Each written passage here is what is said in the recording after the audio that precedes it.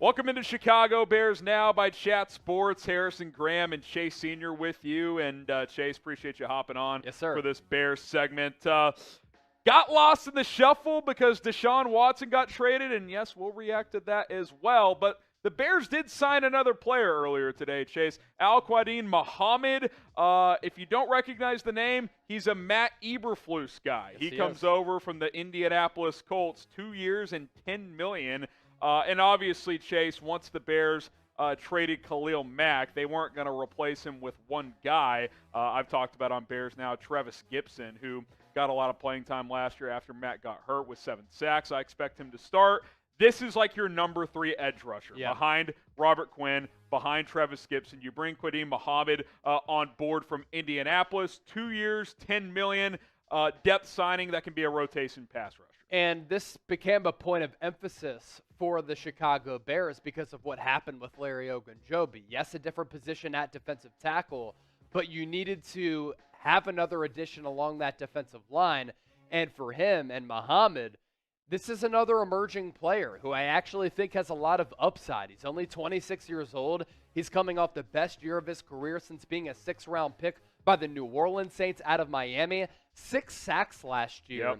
And in this scheme, I think he's really going to be able to play well. And for Matt Eberflus, he's done a good job of developing defensive linemen, but also pinpointing how those players can kind of transition and translate to his defenses. I think Muhammad is a factor, and he's going to be a factor this upcoming season for Chicago.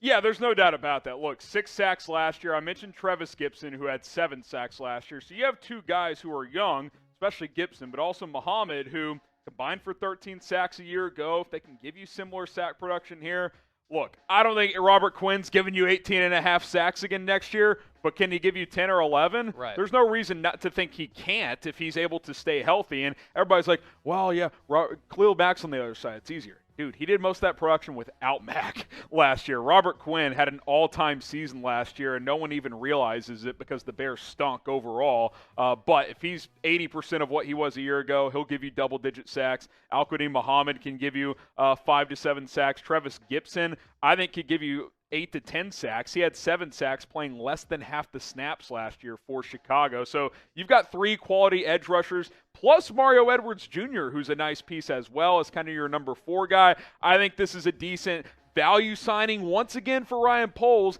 The Larry Ogunjobi loss hurts, but all the contracts that they have finalized have been value signings and guys that are going to contribute right away. Al-Quadin Muhammad is just the latest guy to do just that. So grade this move for the Chicago Bears. A, B, C, D, or F. When a guy gives you more sacks the year before than the amount of million you're paying per year, Chase, Seriously. 6 sacks, $5 million per year, it's got to be like a B+. It's a pretty good signing, I would say. I agree with you, and get those votes in right now. But you have Muhammad coming to Chi-Town as well as Justin Jones. So I actually like how Ryan Pace Harrison has been able to pivot and adjust today.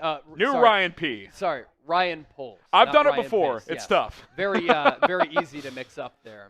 But for Ryan Poles to pivot, adapt, adjust, move on from the blow that was Larry Ogunjobi to get Muhammad and now Justin Jones, both of these players can end up playing very well inside this defense. And depth along the defensive line, I think, is so underrated. You get your edge rusher in Muhammad, you get your defensive tackle in Justin Jones, and you're not paying anything close to what you were paying Larry Ogunjobi originally. Yeah, and we broke this news earlier today. Justin Jones signing a 2-year deal. We now know the contract details, so I thought we would expand on it further. Obviously, once Larry Ogunjobi's contract fell through, the Bears pivoted, signed Justin Jones, who had 3 sacks a year ago. I kind of mentioned that this is kind of your Bilal Nichols replacement. He got 2 years, $11 million with the Raiders, 2 years, $12 million for Jones. Kind of the same deal. This is like mid-level starter as a defensive tackle, not an all-pro by any means, but a guy who had 3 sacks last year, coming off the best year of his career in the NFL, gets $6 million a year, so a nice little payday for him, and an opportunity to start at a spot that the Bears are fairly thin at the defensive tackle position.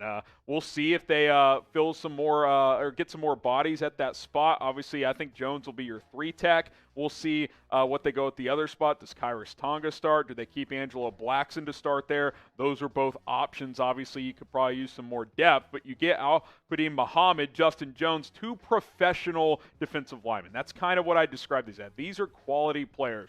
Not going to jump off the page. These aren't going to, catch the top headlines of a Deshaun Watson trade, but these are sneaky good moves that go under the radar and are guys that can help contribute on your football team. I think both signings are pretty solid by Ryan Poles. Let's get Chicago Bears now up to 45,000 subscribers. We crossed 44,000 a couple of days ago, and 45K is within our sites. YouTube.com/Bears Now, the latest Bears news, rumors, free agency coverage, and a whole lot more. Subscribe. Don't miss any of it. We will have you guys covered better than anybody here on Chicago Bears Now. Daily videos, a lot of the time, Chase, multiple videos per day. Speaking of which, this is our second video today. I want to speculate on Terron Armstead. Let's go.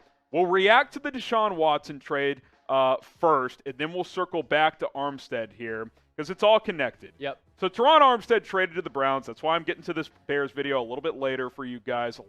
Crazy day at the office. Watson to the Browns from Houston. Here are the trade details: 3 firsts, yada yada yada. So obviously, reaction is just wow. Yep. We thought we were going to have to worry about this guy in the NFC. Now the Bears don't have to worry about him hardly at all as the AFC chase continues to load up. But the significance of the Bears side of this is there's been some chatter out there. If Watson were to choose the Saints, which he is not now, he chose the Browns, Terron Armstead could have gone back to the Saints. Now you wonder if he finds a new home, if the Saints decide not to bring him back. Bears need offensive line. I know Terron Armstead has injury issues, Chase. Thoughts on Armstead in Chicago as their left tackle? I think it'd be a nice little piece there. Obviously this has been a point of emphasis for Chicago to build along that offensive line. That's why they addressed it in the draft last year. And unfortunately, the back injury was very unfortunate there for Tevin Jenkins, who missed most of the year. Out of Virginia Tech, missed most of the year. But you bring in Armstead, I think Armstead could be a really good piece here. And for Justin Fields, this should be the utmost importance for Chicago. Surround him with pieces, surround him with support, have foundational pieces to help allow him to grow, because you have to understand this guy can be a franchise icon. He can be a franchise changer and building piece, but you can't afford to have his confidence really go by the wayside. The way that you do that is not surrounding him with good pieces like Armstead and support along that offensive line. And look, you Bears fans know this. We've outlined this. You see the number on screen, 8 games played last year. Armstead comes with a pretty deep injury history. Basically, since he's taken over as a starting left tackle in New Orleans, he averages 11 games played per year. He's missed a lot of time. Now, 4 of those seasons, he's played in 13 or more games. So if you were to bring him on board, you're hoping you get that. Can you get 13 out of 17 games played? That is what you hope. And then if you're a playoff team, you want him healthy for the playoffs. It's kind of how I view Tyron Smith with the Dallas Cowboys. Give me 75% of snaps, be healthy for the playoffs. That's what you would hope out of Terron Armstead. I think it's unrealistic to think he would play in all 17 games because his injury history speaks for itself. But you're talking about an anchor at left tackle. When he's healthy, I'm not going to say he's Trent Williams, but he's in that next tier. He is that good of a player, and I think if the Bears got him and he could stay healthy, it's a franchise changer. And like you mentioned, Chase, Justin Fields would benefit greatly. Contract, obviously, would have to, talk me into it based on the injury history, but I could be talked into it if the price is right. Should the Bears sign Terron Armstead? Type Y for yes, type in for no. Let us know what you guys think on this one down in the comments section. And, hey, we'll see what happens. I think now that Deshaun Watson's been traded, more dominoes are going to fall in NFL free agency. Speaking of which, if they fall, we'll obviously be publishing on YouTube. Also on Rumble. Bears Now is now on Rumble. Daily Bears news and rumors videos, plus some occasional bonus content. Rumble, Bears Now, Rumble After Hours is what we're calling it. Rumble.com/Bears Now. Support us. We need to catch up to some of our other Rumble channels here at Chat Sports. Go give us a follow, Rumble.com/Bears Now. You can also download the Rumble app on your mobile device and search Bears Now. Give us a follow. You can find it that way as well. Get some shout-outs here. Should the Bears sign Terron Armstead, as we'll bring Chase back on screen here. Let's see. What are the people saying? Michael says no. Alfred says no. Niner says yes. Niners for life says yes. Jamal says yes. Browns get a win. Yes, we have the cash. And that's the thing, Chase. With the Ogunjobi contract falling through, Bears have money. Like, they've got real money to spend. They already had money even with that contract. They got $20+ million to play with. If they a lot of money to play with, and some still areas of need on this Bears roster. O-line help. I still think you could use another receiver. Corner, I mean, you got to get a CB2, so still some areas to address here for the Chicago Bears. All right, you want to get this top free agents to get out of here? And then hop out? Yep, let's do this. I'll tell you what, though, if we get to $500 in Super Chats, we're $22 away. I'll take a parting shot. You in? Yes. We get to $500? Got to get to $500. Got to get to $500. I mean, come on. We'll do an office shot. Yeah, office shot for $500. Office shot for $500 in supers. It'd be we're $22 away. Be a great way to end the week. We've been live for many more hours than any YouTube channel out there. Which big baller is going to super chat $22 to help us get to $500? If that's the case, we celebrate, and I hope it's the case because I hope you guys have enjoyed our coverage as much as we have. Now, is this Bears, Niners? This is main, but we can do the cold open style. Let's talk about that after. Just top remaining free. We'll put it on main for sure, and then the other stuff we'll talk about after. But top free agents remaining that are still out there. I think we got 15 or 20 of them. Jack, I'll let you freelance it. Yeah. And we'll get after it here. Cool. So here we go. Top remaining NFL free agents coming your way. And, yes, let's get to 500 in supers. You'll have about 10 or 15 minutes during this cut. So clock's ticking. Let's get there.